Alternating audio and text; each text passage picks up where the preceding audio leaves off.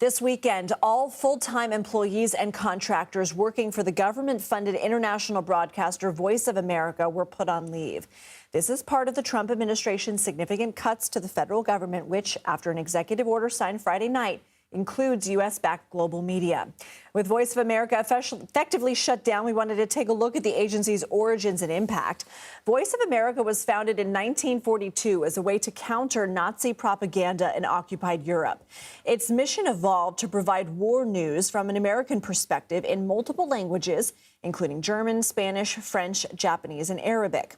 Throughout the Cold War, for example, Voice of America's mission changed to function as a weapon against communism. The agency continued adding new languages and technology to expand its reach to even more countries, including behind the Iron Curtain.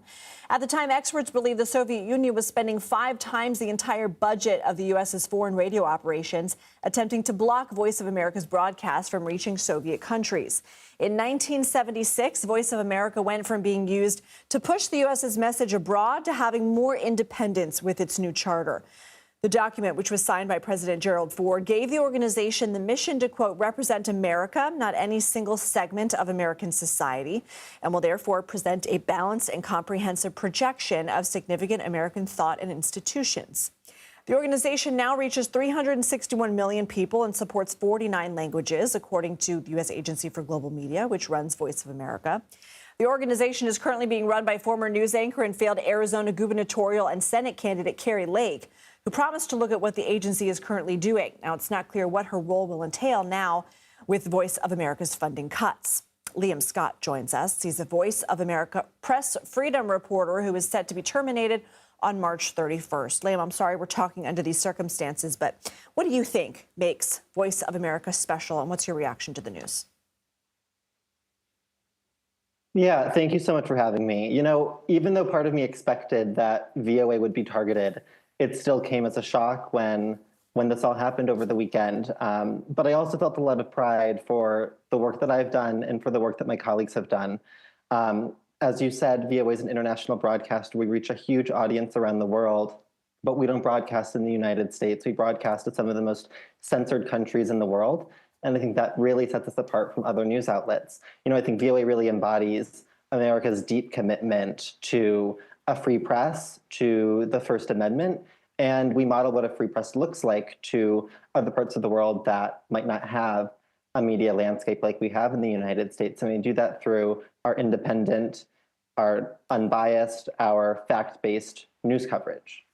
Liam, our CBS News chief White House correspondent Nancy Cortez spoke with VOA director Michael Abramowitz Monday about the sweeping action. Here's part of what he told us. Right now, VOA is shuttered.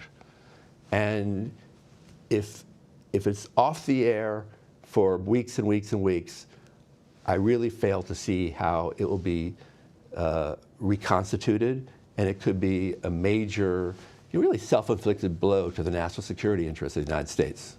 Why is that? Because it's an incredibly important tool for reaching, for basically combating Chinese, Russian, Iranian disinformation, for telling the truth to people living under tyranny. If America pulls off the playing field and cedes it to our adversaries, then they're going to be telling the narratives that people around the world are going to be hearing, and that can't be good for America. They're going to be hearing an anti-American message. They're going to be hearing an anti-American narrative, and we need to fight that. Liam, you've warned U.S. adversaries like Russia and China are celebrating this. Why? You're right. I mean, it's really noteworthy that Russian state media, Chinese state media are celebrating what's been happening to VOA and our sister outlets. And I think that they're celebrating because VOA, Radio Free Europe, Radio Free Asia are really good at what we do. We're really good at delivering fact-based, unbiased news to populations that otherwise don't really have access to it. And that could pose a threat. I mean, it's perceived as a threat in Beijing, in Moscow. And, I think there is a concern that if, VOA, Radio Free Europe, Radio Free Asia are no longer able to operate like we have been, that will create a void for Russian disinformation, for Chinese disinformation. And I think just the last thing to add there, our sister and all of our entities, we have 10 journalists who are still jailed around the world. And they're jailed because they're doing their job. They're doing journalism. And that shows that the work that we do is so important. You are a press freedom reporter. Do you have concerns about freedom of the press after this move? Absolutely, I do. It's a really big question, but I think what I can say, I think it's clear that the administration is targeting the media and is threatening press freedom around the country. Press freedom experts that I speak with are very concerned about what's happening.